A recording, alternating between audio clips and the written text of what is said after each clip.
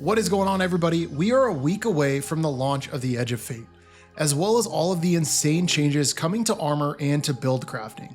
So today, I wanted to break down the full stat rework that's happening with Armor 3.0 and how you can best set yourself up starting today to get armor that won't necessarily be available come the Edge of Fate. So if you want to make sure you go into this next expansion with the best builds and best stats possible, feel free to leave a like, subscribe if you are new, and let's break down all of these changes. Armor stats are being completely reworked, so no longer will any stat be wasted, and every stat can go up to 200, providing you with additional bonuses, such as increased ability damage or faster shield regen. Now, the other main things here are mobility, resilience, and recovery are being swapped out. Mobility will now become weapons, resilience will become health, and recovery will now become class. For Titans and Warlocks specifically, mobility will now be a base of 30, where Hunters will be a base of 40. Everyone's resilience will also be a solid 100, which is what you currently want in the live game right now.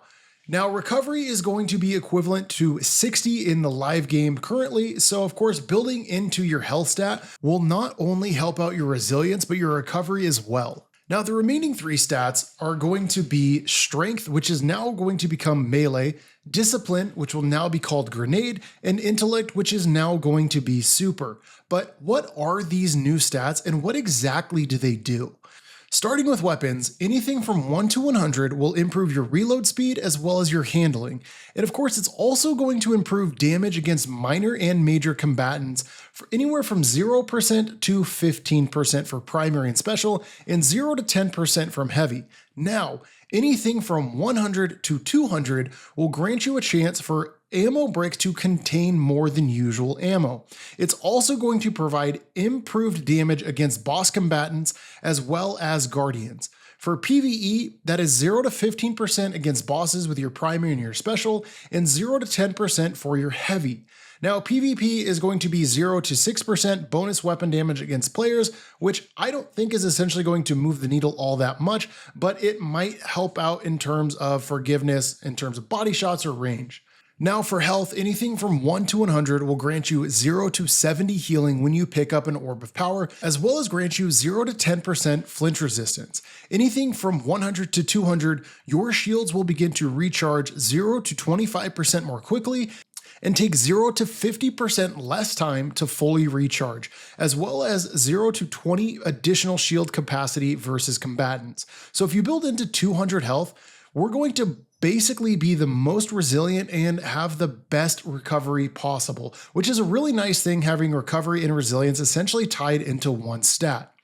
Now, going with our class stat, anything from 1 to 100 will improve the base cooldown of our class ability, as well as improve the amount of class energy that we gain from external sources, or any other class regeneration scaler. So essentially think mods that grant you class ability energy.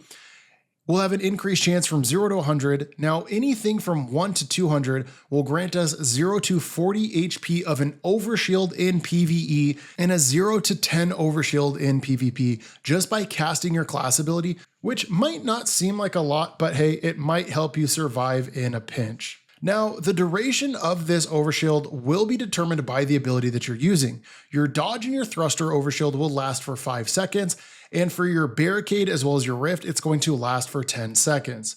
Now, your melee stat, anything from 1 to 100 will improve the base cooldown of your melee, as well as the melee energy gained from those external sources, similar how the class item is going to work in terms of regeneration. And anything from 100 to 200 will give you a 0 to a 30% increase to melee damage. Now, this is going to be huge for melee-based builds. Even with the nerf to concentration, building into melee is going to be fantastic, as well as having your grapple melee on Prismatic Hunter now proc all types of melee. Your melee grapple builds are going to be fantastic. Now with Discipline, it's going to be renamed Grenade, just like the other two abilities that we've just talked about. Anything from 1 to 100 will improve the base cooldown of that Grenade ability, as well as improve the amount of energy you gain from external sources. But anything from 100 to 200 will grant you 0 to a 65% increase to Grenade ability damage, and I'm guessing that is also going to work with your Prismatic Grenade. It's going to be fantastic for Grenade builds. Now, Intellect Obviously, we know that's getting changed to super, so anything from 1 to 100 will improve the super energy gained from damaging targets, but it will not change the base cooldown of your super. It's also going to increase the amount of super energy that you get from external sources. Now, anything from 100 to 200 will increase your super damage up to 45%. Now, if you're thinking a lot like me, or I'm sure a lot of other people, we're going to want to build into super and weapons as much as possible, which will make our Guardians feel the most powerful in terms of outputting damage. But going into the Edge of Fate, those specific pairings do not seem possible, at least at launch, with the rework to Armor 3.0. So let's talk about how we can get our current armor in the game to have the most super and the most weapon stats possible going into this next expansion. Because whether you're doing the day one raid or a legend campaign, you're going to want to be able to do as much damage with those weapons and your super as possible. So what I found that actually works the best is by tossing on an intellect specific mod onto your Ghost. I've seen a lot of posts about people using mobility mods. I personally found more success using intellect specifically. Now, this is going to be helpful when we turn armor engrams into failsafe. Of course, you have to have completed Act 1 and have access to Echo engrams and the focusing to be able to do this, but it is definitely worth it. We're going to be able to get the armor that we want just by focusing 2 engrams at failsafe, and just by doing this method, I was able to get over 20 in both mobility and intellect on every single armor piece for my hunter. My mobility right now sits at 139 and my intellect is over 100, meaning I'm going to get the bonuses from the new armor once it switches to weapons and super. Of course, you can also do this for exotics as well, just by focusing your exotics at Raoul. Though focusing exotics will be a little bit more costly and it won't be as easy as focusing armor pieces from failsafe. But hey, if you have exotic engrams right now, I would highly recommend using them because they are going to provide you the most stats possible before the Edge of Fate launches. Because once Edge of Fate drops, they won't have a specific gear tier in their stats, and they're basically going to roll as if they were the best tier 2 possible, which is going to be 58 to 63 stats. Like we mentioned, if you want specific exotic armor stats right now, I would turn in all of your exotic engrams and focus them into what you want, because you're going to have a chance to have the highest stats possible in the specific categories you're wanting to go for. Though one good thing is you can focus up to 20 free exotics at 8-1, considering you have access to the tower right now before Edge of Fate releases, and you're also going to be able to focus this throughout the Year of Prophecy, so don't feel the need to do it immediately. And of course, exotic armor is going to be upgraded to that Armor 3.0 system, meaning that their stats will be determined based on the archetypes that they drop as.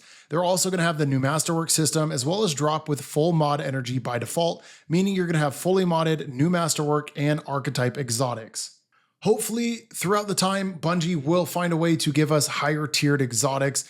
Whether they're able to give us tier 5 in the future or not, that is definitely something that could make the game a little bit broken in terms of just archetype stats, but I think that it's something that it would make us want to grind for. I know myself personally, I would love to have all 5 armor pieces at tier 5 and just have the best builds possible. As far as current armor in the game, exotic class items will be the only armor from pre-Edge of Fate that will be converted fully into the new system. Each one will receive the maximum stats possible that is available for it, which is 30 in the primary, 20 in the secondary, and 13 in the tertiary. These stats will be determined based on their roles, and the archetype will be determined based on its left column, and the tertiary stat will be determined by its right column.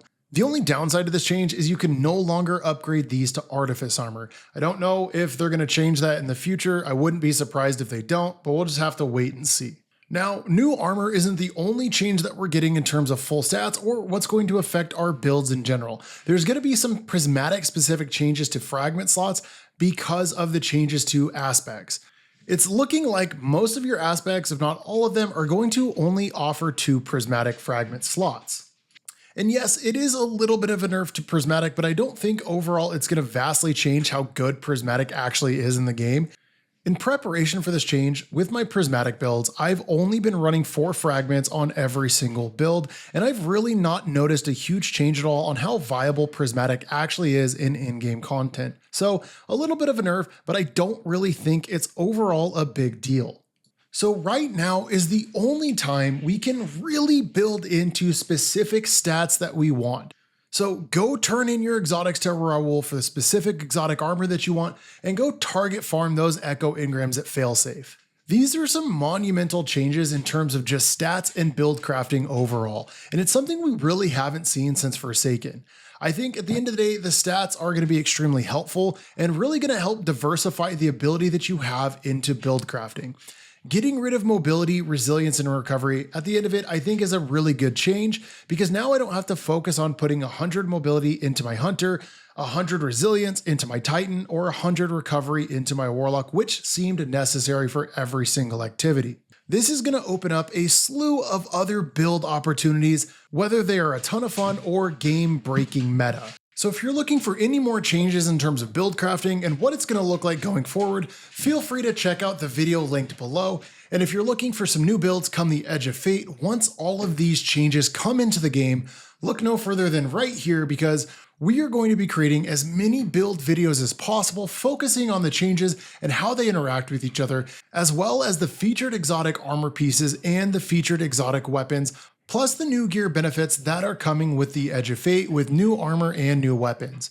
So if you enjoyed this video, feel free to leave a like, hit subscribe if you're new, and as always, thank you so much for coming and watching, and I will catch you in the next one.